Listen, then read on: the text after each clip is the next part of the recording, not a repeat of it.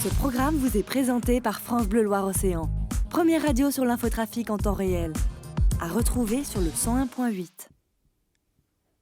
Oh, happy day.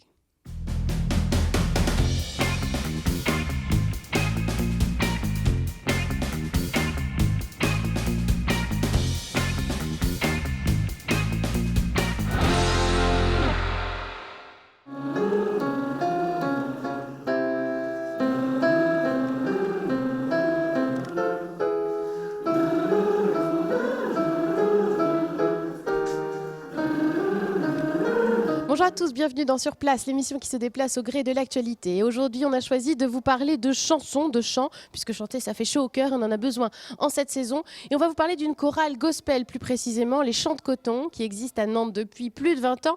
Et ils ont fait parler d'eux il n'y a pas très longtemps, en décembre dernier. Ils ont fait le buzz sur les internets avec la vidéo d'un flash mob dans le passage Pommeraye. Et ce soir, on a décidé de s'incruster dans une de leurs répétitions. Nous sommes à la maison de quartier de Doulon. Oh, happy day. Yeah, we've got a king. Oh, happy day. Oh, happy day. Oh, happy day. Je suis avec Éric Joseph, le chef de chœur de la chorale des Chants de Coton. Bonjour. Bonjour. Merci de nous accueillir. Vous êtes chef de chœur de la chorale depuis 2011. Il y avait eu un premier mandat entre 99 et 2006. Oui. On file la métaphore électorale de cette circonstance. Vous êtes à la base un prof de musique, oui, instrumentiste aussi, toujours prof de musique. Toujours bien sûr. Instrumentiste aussi. Voilà, du piano, du trombone, oui. Et la chef de chœur d'une chorale gospel, née en 94 à Nantes. Oui. Comment ça a démarré l'histoire des Chants de Coton ? C'est à l'occasion d'un concert du Golden Gate Quartet, qui est presque le groupe de gospel, s'il en est, donc qui s'est produit sur Nantes. Et il y a quelques fans qui étaient dans le public qui se sont sentis l'envie de continuer l'aventure en chantant ensemble. Et c'est comme ça, un petit groupe de fans qui ont commencé à chanter du gospel.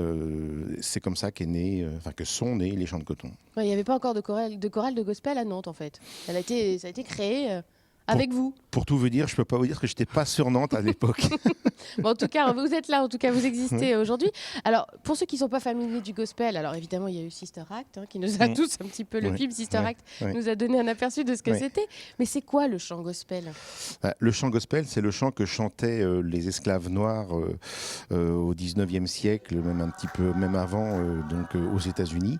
Et donc, c'est des chants liturgiques parce qu'ils plaçaient tous leurs espoirs et tout leur désespoir parfois dans la croyance religieuse, et donc ça passait par le chant, le negro spiritual ou le gospel, voilà. Donc c'était des chants qui citaient les évangiles, qui citaient la Bible, et bon nombre de désespoirs, bon nombre de souffrances pouvaient se retrouver donc dans ces chants. Et c'est vrai que dans l'imaginaire, on pense aux chants, on entend Lord, on entend Jesus et tout voilà. Ça, c'est toujours le cas aussi, vous, dans votre répertoire. Oui, il y a aussi des chansons oui, il y a une connotation quand même religieuse. Oui, c'est incontestable. Oui. Alors, ce qui ne signifie pas pour autant que tous ceux qui chantent dans la chorale sont des croyants ? Bien non, on n'est pas tous croyants. Il y en a qui sont croyants, d'autres qui sont athées. Voilà, donc chacun y vient un petit peu pour ses raisons personnelles. Le message donc que divulgue le gospel, chacun se l'approprie à sa façon, le ressent à sa façon, que l'on soit croyant ou non. Donc le répertoire que vous avez, ce sont ces chansons-là, des chansons traditionnelles, quoi. Oui, en fait. c'est ça. Ouais. C'est ça. C'est exclusivement du gospel. Donc il y en a qui sont très connus, donc qui sont un petit peu et assez anciens, d'autres qui sont un petit peu plus récents. Le plus connu étant le fameux Oh Happy Day. Happy Day, on est d'accord. Donc ça, c'est plus sur les textes du gospel, mais après, rien que la façon de chanter aussi, elle est assez différente. Il faut taper dans les mains, je ne peux pas le faire, on a un micro. Oui. Mais c'est vrai qu'on chante en battant la mesure ?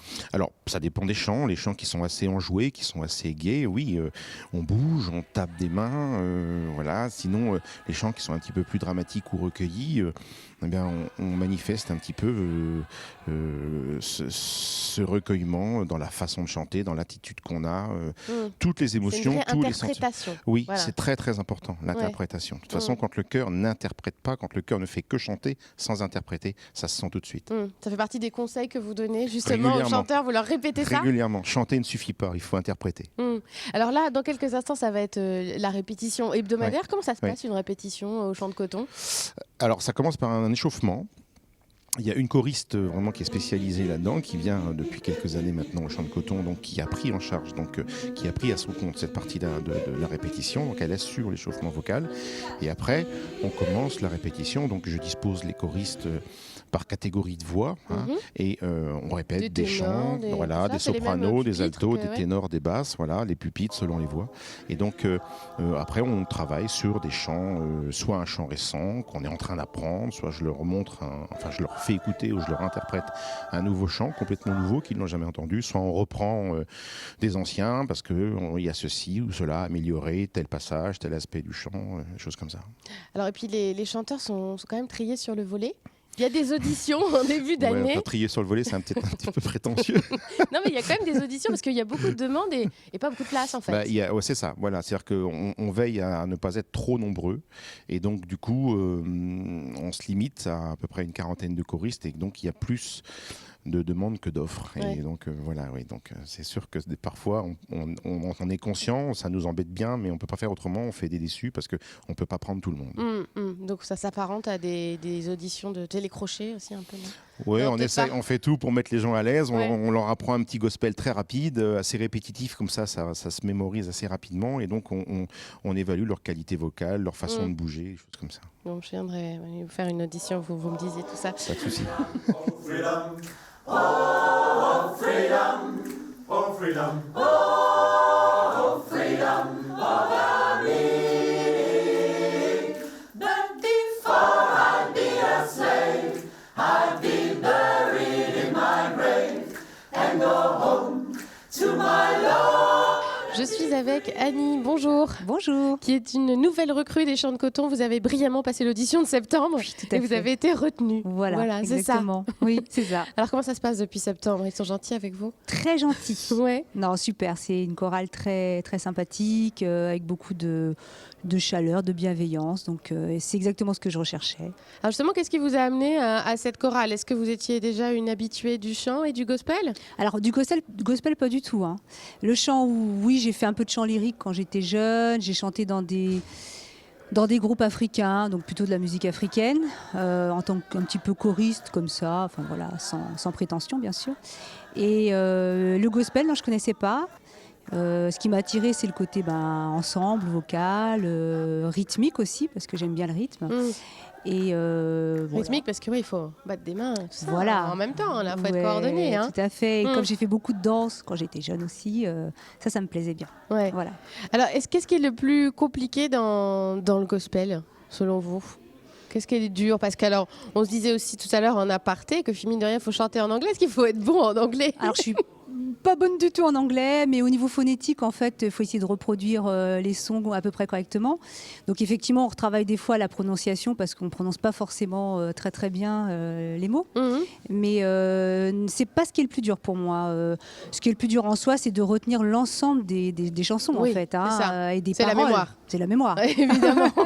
C'est le plus dur. Et est-ce que le message du gospel, vous aussi, ça vous parle ? Parce qu'on en parlait tout à l'heure avec le chef. C'est vrai que c'est des paroles plutôt religieuses. Est-ce que le texte, ça vous parle ? Alors, personnellement, l'aspect religieux, c'est pas forcément quelque chose qui me parle en soi. C'est plus toute l'histoire du gospel qui me touche. D'autant que moi, j'ai des origines antillaises. Et même si c'est pas tout à fait la même histoire d'esclavage en Amérique et aux Antilles, il y a quelque chose qui fait écho dans ma propre histoire familiale. Donc, c'est quelque chose, qui me touche très personnellement. Ouais. Voilà. Vous êtes déjà produit avec la chorale ? Oui, pour la première fois donc au Passage Pommerel, le fameux flash mob, et le 14 janvier, mon premier concert à mon bisutage. Et ça a été ? Oui, ça a été. J'ai fait un petit peu de... C'est autre chose que de répéter et de se produire devant du public. Oui, tout à fait. Puis il y a un petit peu le trac, forcément, la peur de faire des erreurs. Mais ça a été. Je me suis un peu trompée sur des paroles, un petit peu. Mais bon, j'avais une copine à côté de moi qui connaissait bien. Donc je me rattrapais comme je pouvais.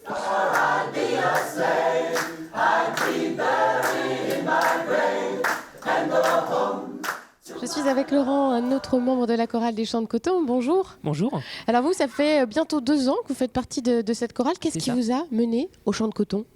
Eh bien, en fait, c'était parce que j'avais envie de voir ce que ça donnait, de pouvoir chanter avec un grand groupe de personnes, le mélange des voix et tout ce qui pouvait se passer en termes d'émotions pendant justement ces chants, les concerts et les différents événements qui pouvaient se dérouler. Ouais. Vous êtes ténor, vous, hein, c'est Exactement. ça Ouais. Donc vous faites les oh comme ça C'est plutôt les voix les plus aiguës chez les hommes. Ah oui, d'accord, Ouais. j'ai tout faux. En dessous, c'est les basses. D'accord, ok. Voilà. Donc ténor, les voix aiguës chez les hommes. Voilà. Et vous faites les exactement. Bon, peut-être pas quand même. Peut-être C'est pas un quand peu même. très aigu, ça, quand même. Non, c'est les trop sopranes, aigu. ça. Ça, c'est ça. Qu'est-ce que ça procure de chanter comme ça, tous ensemble, en fait? Parce que on se dit que ça, ouais, voilà, ça fait du bien de chanter, c'est ce qu'on entend généralement. Qu'est-ce que ça Ouais. vous procure, vous? Mais en fait, moi, c'est vraiment le plaisir de l'écoute et de ces harmonies qui sont créées avec les différentes tonalités mélangées.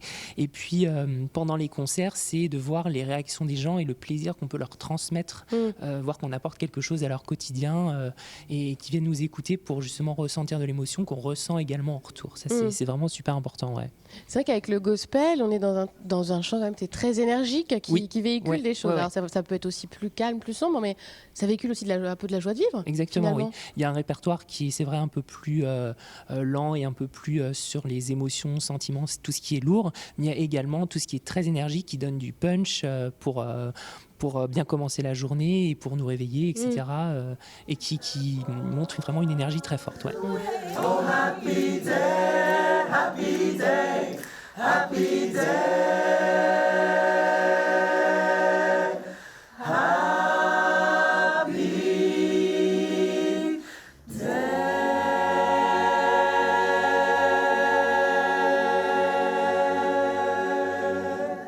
C'est la fin de notre émission. On espère que chez vous aussi, vous avez chanté. Et si vous voulez suivre l'actualité des Chants de Coton, ils ont un site internet ainsi qu'une page Facebook. J'ai ouï dire qu'ils allaient bientôt faire un nouveau flash mob à l'aéroport de Nantes. Et puis il y aura aussi des concerts.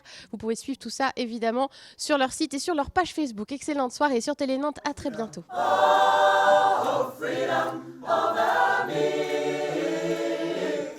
Ce programme vous a été présenté par France Bleu Loire-Océan, première radio sur l'infotrafic en temps réel. À retrouver sur le 101.8.